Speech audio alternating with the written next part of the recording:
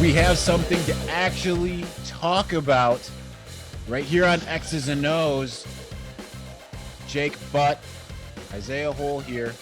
We have a game under the belt. Michigan wins against Western Michigan 47-14.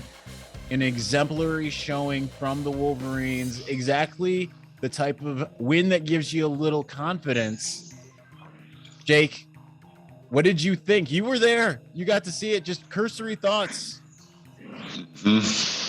Victory Monday. There's nothing like it. Coach Harbaugh used to talk about us. There's nothing better than being part of a team. But when you're walking around campus after a win on Monday, you're kind of puffing your chest out a little bit. Your classmates, there's a little bit of whispers in the class. He had a great game last weekend. Wow, like Michigan's back. It kind of brings the whole university together. Great to have. I think we had essentially 110,000 fans back in the stands. I was back. I was literally in chills. I was trying to steal a player's helmet and get out there and play. It was all in all an awesome performance. And a lot of things we talked about last week, Isaiah, getting the run game going. Not a complete perfect performance by the defense, but I would still say a dominant performance by the defense. So all in all, I think, everybody involved is pretty happy with that performance. Yeah, I mean, and the defense, that was obviously that was our big question mark more so than anything. You look at the fact that they were able to essentially, and not essentially, really, that they allowed a touchdown on the opening drive and on the final drive. The final drive being when you had a bunch of players that were not in the rotation earlier in the game. You saw a couple of true freshmen out there, and Rashawn Benny and George Rooks and Rod Moore. So you kind of, you allow that last touchdown to some degree for the sake of it was a bunch of guys getting their first playing time. But let's look even further into the defense. What was the most impressive thing to you about the way that this defense played, and how much did it match up with you were at practice a couple weeks ago? How much did it match up seeing it in the game compared to seeing it actually, or having seen it in practice compared to actually seeing it in a game? Yeah, I mean, I just thought they put out a good body of work. There wasn't anything that I think stood out as, wow, like this is going to be the part. It just looked like a unit that was gelled together, guys playing off each other. And another thing I saw too is the new scheme. You're not just in press man the whole game where you're just leaving your corners on an island. We were kind of adopting a bend but don't break mindset. I mean, there's a lot of those throws that you see. We're giving up little 5-6 yard hitches, but the one thing I notice about that is, in the college field, the hashes are really wide. So when Western Michigan's on the left hash and the quarterback has to throw a 5-yard hitch to the right sideline, that's a 35-yard pass in the air, so we can live with that. We'll live with that because not all those passes are going to be accurate. We'll give that up, and then we'll tighten up when it gets down to it. So overall, just a really good body of work. We talked about it in camp. These guys are feeling energized by the new scheme. They're feeling hopeful and a little bit disrespected, and they went out there and I think, put out the performance they were looking to put out. Speaking of disrespected, now I had spent months talking about how good I think Hassan Haskins is. I spent months talking about how elite of a recruit Donovan Edwards is. And then Blake Corum comes and runs for 111 yards, gets 20-something yards through the air, 2 touchdowns, 1 each from there, 79 yards on a kick return. I mean, man, how good was this kid? What were you surprised when you saw what he was able to do? And are we really seeing, do you think that there's more that we're not seeing from him, this true sophomore? Yeah, I mean, pleasantly surprised for sure. I mean, I remember being at practice and you just look at the guy. He just looks like a weight room junkie, and I've heard that to be true for him. He just lives in the weight room. Just got a great build to him. And I know, even my senior year and in recent years, we've kind of just had a running back by committee where you're rotating 3, 4, 5 backs. You don't really know who's your bell cow. I think the fact that we have a clearly defined 1-2 punch in the backfield is just such an added advantage. I think both those guys did a great job, but Blake Corum, man, I mean, he's a lower to the ground guy, and our offensive line has a big dominant presence. I mean, seeing those guys on the bench, they're all just massive dudes, and they're covering up these D linemen. So when a linebacker goes to make a tackle, he's covered up. It's only his arm coming out, and a guy like Blake Corum is so low to the ground, he's just running through that. So of course you have the explosive plays, but when he's getting hit at 3 yards, he's gonna carry them to 5-6 yards, and those yards add up and weigh on a defense throughout the game. And the one thing I'm really excited about, I know he just caught a couple swing passes, but you can kind of see a guy that's a natural pass catcher. I thought he caught the ball really, really smooth out of the backfield. Like, he wasn't body catching it. It was just a catch, immediately tuck, and then obviously showed off that speed. So I'm really hopeful we'll use him a little bit more in the pass game. But, of course, the explosive plays are critical, and those kind of just take the air out of another team.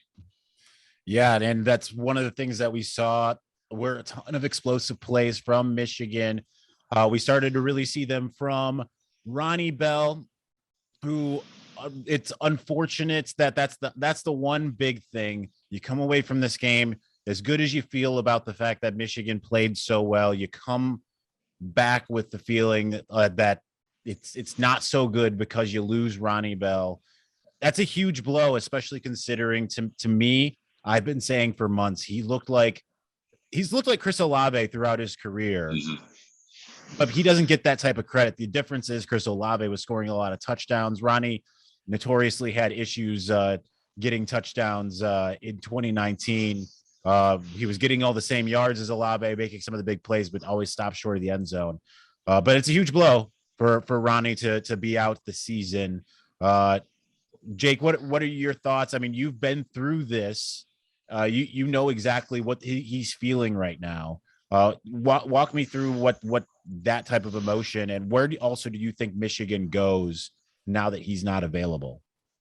Oh man, I mean, that took the air out of the stadium for me. I mean, it just kind of, my heart was in my throat a little bit when you see a guy go down like that. And of course, I'm familiar with all the tests that the doctors are doing on the field. So of course, my mindset right away is I kind of know what they're looking for. And that sucked. It's horrible news. But Ronnie Bell, the way he's acted and carried himself throughout his whole career, his character, his mindset, how hard he's worked, it really looked like he was, just in that one game, he took his game to another level. Like, he was elevated, ready to have a breakout season this year. So it's a tough injury, but they fix these things nowadays. They're pretty routine. He's going to be done for the year, and that sucks. But I'm really looking for that guy to overcome and come back stronger next year. But you just don't replace a guy like that. Some of the plays he made yesterday, or on Saturday, were plays that a top receiver in the country makes, and you're not just going to just rotate another dude in and replace that. So I'm going to look for Michigan to kind of go by committee. We're going to need the tight ends to step up. We're going to need the receivers to step up. We're going to need the quarterbacks to extend some plays and make some plays. But I'm just really encouraged by the offense overall, and I'm looking for them to put out another good performance this week, even without Ronnie. And this week is going to be very interesting, just based on the fact that they're going to be facing a very hungry Washington team. Washington lost its week 1 game against FCS level Montana in kind of a shocker. Now, you look at some of the things that we won't go too deep in the preview. We save that for Fridays, but I just do want to mention the fact that when you look at a team like Washington, that was very good defensively, offensively, they moved the ball a little bit, but they turned the ball over. When you have your back against the wall, and you've been a part of some of those teams that have gone into games having your back against the wall, how dangerous are you? Especially, it's one of those things. Michigan played really well against Western Michigan. We heard last year about how the team kind of was feeling itself after the Minnesota game, and that's maybe why they came out flat a little bit against Michigan State. How dangerous is that when you're feeling high and the other team's feeling low, because you've been on both sides of it, when then you meet in the middle? How what do you want to see from Michigan? Just a quick synopsis there coming up next week.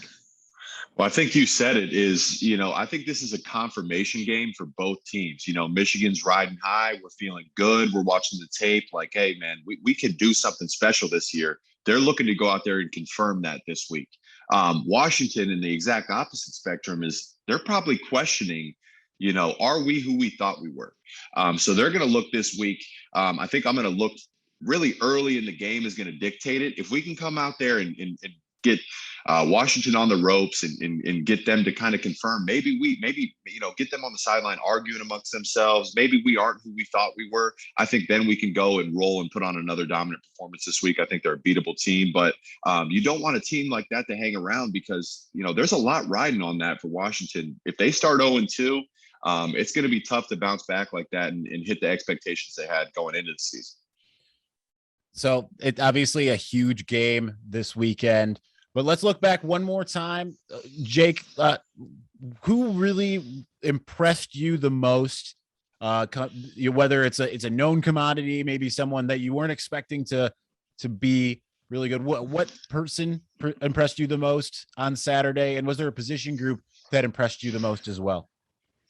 I mean, of course, we're a little bit biased. We already talked about him a little bit, but Blake Corum, what he was able to do in the run game, the pass game, special teams, the more you can do, it just seems like he's going to be an all-around weapon for us throughout the season. But with that being said, we touched on a little bit. I thought the offensive line had a really, really good game.